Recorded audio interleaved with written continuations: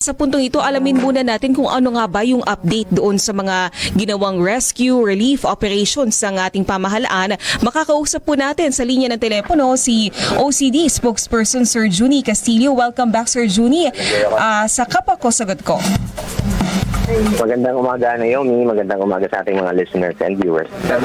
Opo, sir, I know very busy kayo in the past few days. Alamin lang sana namin, sir, yung gist. Ano po ba yung mga nangyaring in the past few days, yung pag-respond natin dito sa Bagyo Nando? At kamusta na po yung mga kababayan po natin ngayon?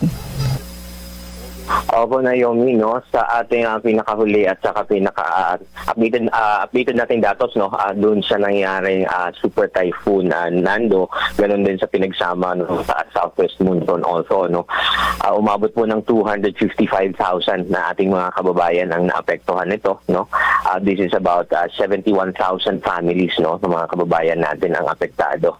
Magmula naman sa mahigit, no, this is 1,388 barangays, no, sa iba't ibang regiyon po sa ating bansa. Paano naman, sir, maaapektuhan itong operations natin pagdating sa itong panibagong bagyong si Opong? Parehas po ba yung nakikita nating track ng bagyo? Yung extreme northern Luzon pa rin po kaya yung maaapektuhan? Dito po sa bagyong Opong, no, na nandito na sa Philippine Area of Responsibility, mas mababa po ang track nito kumpara doon sa Super Typhoon Nando. Kaya lang po, no, just the same, itong bagyong Opong, hihilahin, no, pa rin niya yung i-enhance niya pa rin yung southwest monsoon o habagat, no. Kaya medyo malawak pa rin po yung sakop, no. So in terms of preparations, preparedness, no, para dito sa itong bagyo na susunod na, ang binabantayan naman po natin na areas of concern, no, ay ang Bicol region, Southern Luzon areas po, no, Calabarzon, kasama na rin tayo dito sa Metro Manila, Mimaropa, no, dahil nga po mas mababa ang track nito. Sir, balikan ko lang po doon sa mga nasa evacuation center. Hanggang ngayon po ba hindi pa sila pwedeng umuwi? At ngayon may threat pa rin po ng mga sama ng panahon. Makakabalik na po ba sila sa kanilang mga tahanan? Tama na Yomi, no. Ito, meron pa tayong mga kababayan na nasa loob ng evacuation center. Mahalaga po na alamin, no, na from the local authorities, doon sa mga lokal na otoridad nila doon, kung po pwede na ba silang bumalik doon sa kanilang mga kabahayan. Now, ang ating pong mga local authorities ang mag-identify, no, kung alin ang pwede na bumalik.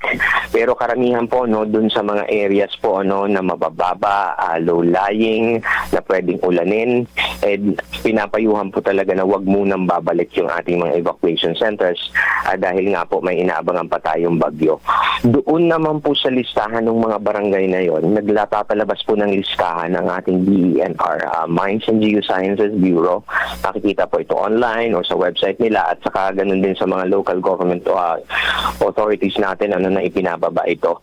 Meron pong listahan ng mga barangay na flood-prone areas and rain-induced landslide prone areas, no.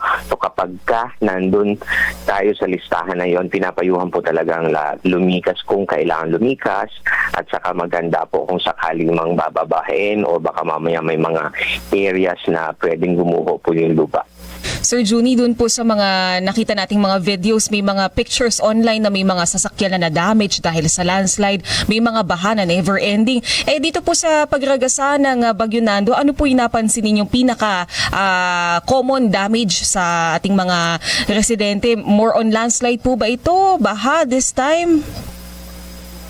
Dahil po sa lakas at saka lawak ng bagyong Nando, no, ang nakikita natin, no, the reports that are coming in, meron pong mga ilan pagguho ng lupa, no, pero karamihan po talagang yung dahil sa lakas ng hangin po, no, so yung mga natumbang punong kahoy, no, may mga linya ng kuryente, tapos meron din po mga binaha, no, dahil nga yung malawakang pag-ulan pa rin nadala nito dahil at saka kasama na rin siyempre yung nahila din po, no, na southwest monsoon o habagat. So lahat po yun nakita natin, ano.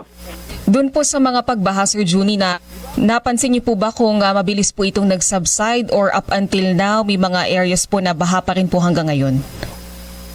sa base sa mga ulat no from our regional offices, meron pa rin mga under flooded pa rin po tapos meron din depende po sa areas no. May mga areas kasi na mabilis din na humupa no, pero merong yung mga low lying talaga at saka yung mga saturated na rin siyempre dahil ilang linggo na tayo ng ulan no. So may mga areas pa rin po na hindi pa humuhupa yung baha. Sir, i-clarify ko lang, ilan po ulit yung may mga nasawi po ba, mga nasugatan? Ano po yung updated numbers po natin? Still no, these are all for validation Ang ating casualties po no na initial that have been reported no, meron tayong 4 po na nasawi na kababayan. Isa po doon ay yung dahil doon sa landslide no na nangyari sa Benguet, and then meron din pong dalawa pong na hulugan din po ng debris sa Bataan, and then we're also confirming no from region 2 yung dun sa nag-capsize na boat no, but as we speak no we're still validating no, waiting for the official statement and documents no from our management of the dead and missing cluster. Sir Juni, banggitin ko na din po yung kuryente, yung tubig, yung signal ng mga telco. Fully restored na po ba sa ngayon or may mga nire-restore pa rin po until now? In terms po no of mga linya ng kuryente and then sa communication yung linya ng kuryente, meron pa rin po mga lugar na wala pa rin hindi pa na ibabalik no yung kuryente to the general public no, itong ating mga electric companies no or in cooperatives. Pero in terms of communication po doon sa ating mga OCD regional offices, ganun din yung mga regional offices no ng ating mga ng gobyerno at saka sa mga local DRRM offices no, nako-contact naman po natin, wala pang naiuulat no na hindi ma-contact no sa mga rehiyong ito. And then kahapon din po no naglabas na rin kasi kumbaga ibinalik na rin yung mga backup na mga communication lines dito sa mga lugar na to. Ang SOP po kasi dito kapag malakas yung bagyo, ibinababa itong mga backup communication networks natin, and then mga linya po ng if that's a satellite or satellite dish, ibinababa po yun no, or even some of the towers ng mga repeaters kasi para hindi po ma-damage. And then right after po pagkatapos ng bagyo, itinatayo po ulit agad ito, kaya nako-contact na po natin sila. Ayan po. Sir Juni, alam ko po madami pa kayong gagawin, pero alamin ko lang sir yung message ninyo dahil nga po may threat tayo ng La Nina at itong Opong, alam ko may kasunod pa itong mga bagyo sa mga susunod na buwan ngayong months. Ano po yung inyong mensahe sa ating mga kababayan? Ngayon sa ating mga kababayan rest assured po no ng ating pamahalaan sa utos po ng ating Pangulo na gawin po talaga ang full mobilization ng ating government response agencies no.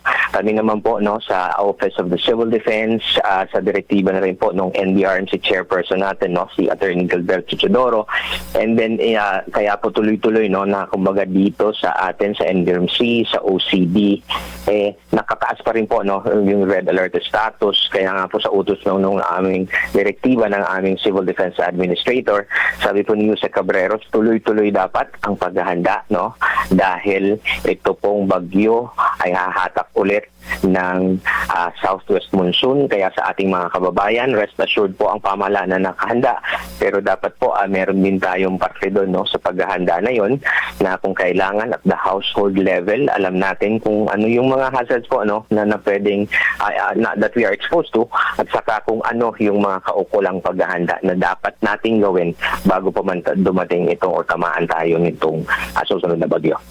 As always, Sir Juni, maraming salamat po sa inyong panahon.